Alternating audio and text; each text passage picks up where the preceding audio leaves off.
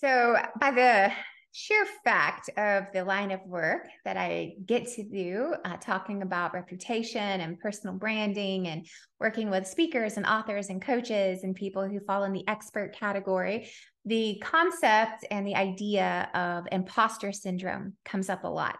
And I'll tell you where this concept of imposter syndrome comes up the most is when we're working on people's bios, what we call your expert bio, the positioning around how do you want to be introduced in a group setting? What is that piece of information that you want people to read on your website or on LinkedIn or on the inside of a book cover or anywhere else they may find it? But when people get to this place of, let me put together all the things that I've done or won or earned or accomplished or achieved, or where I've worked or what clients or what I've helped people do or what I've done myself, all of a sudden, this big bubble of imposter syndrome pops up every single time. And here's how I know is because we give people at Brand Builders Group a questionnaire to fill out. It has like 20 different questions on all the things that you've done, achieved, won, awarded, accomplished, degrees, certificates, certifications. It's a long, long list.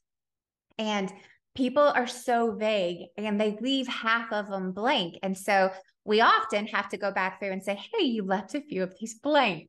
Do you mind if I ask this? Or, hey, you mentioned that you were in a national publication. Do you mind telling me what it was? Or, hey, you mentioned that there's several different awards, but you don't think they're applicable. Can we walk through that? Or you mentioned so forth and so on.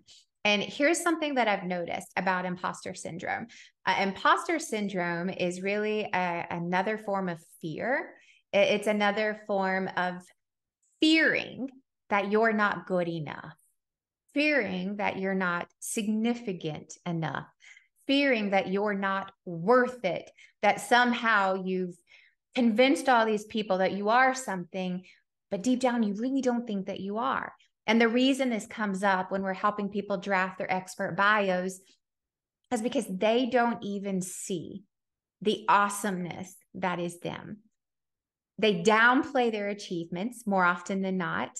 They forget really important details almost all of the time.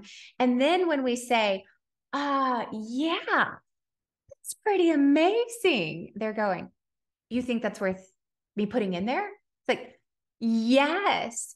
And here's the crazy thing about what we do here as humans is we forget all the work, all the prayers, all the support, all the help, all the things that went into these things that we so quickly forget about, that seem insignificant after the fact. But during the fact, it was your blood, sweat, tears. It's like everything you put into that is worth celebrating.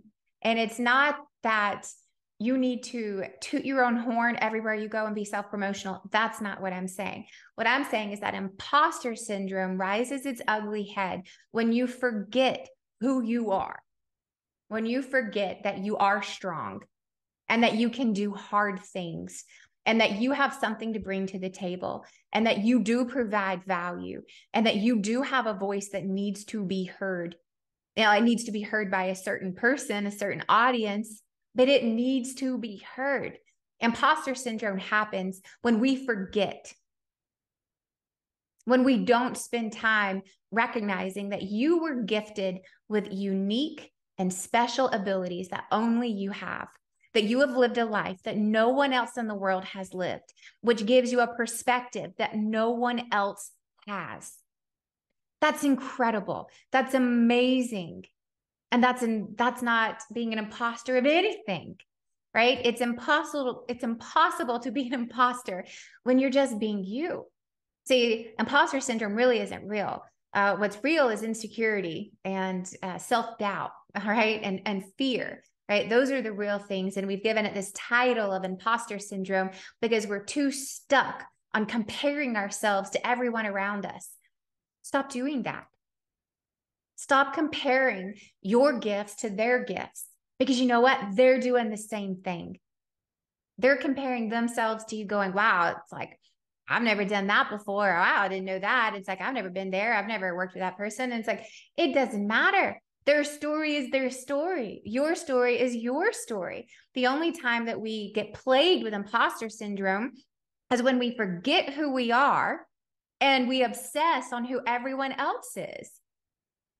Take your eyes off of the people around you and remember, you were created to be exactly who you are. Your life experiences were not by accident. There is no coincidence in who you are, what you're doing, who you're with, good, bad, ugly, or indifferent. It's not by accident. The hard things you went through have made you who you are.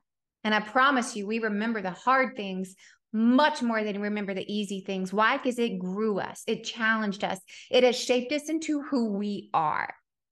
Imposter syndrome needs to hit the door, y'all. And so does comparison, because that's what increases self-doubt and insecurity. If we didn't have anyone to compare ourselves against, we wouldn't have insecurity and self-doubt. We might have an inflated view of ourselves, but we wouldn't have those other things. And so I share this with you today, mainly to remind you that you are who you are. And that is perfectly good, exactly as is. And you have been gifted with an opportunity to do things that only you can do for people that only you can reach. And there is power in knowing that. And when you don't share, and when you don't give, and when you don't step out, not only is it harming you, it's harming the person that needs you so desperately.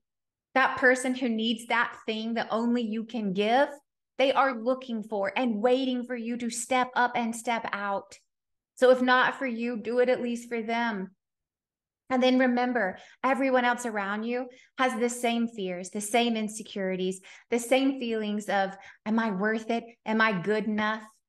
And those aren't true either, right? You see, I got this tattoo almost a year ago, and it says, I am. And that's because I, for myself, needed a daily 24/7 reminder tattooed on my body that I am good enough. I am smart enough. I am confident. I am faithful. I am chosen. I am forgiven. I am worthy. Because I know that we forget that. I forget it to the point where I tattooed it on my body. So whatever it takes, find a way to remind yourself, you got this.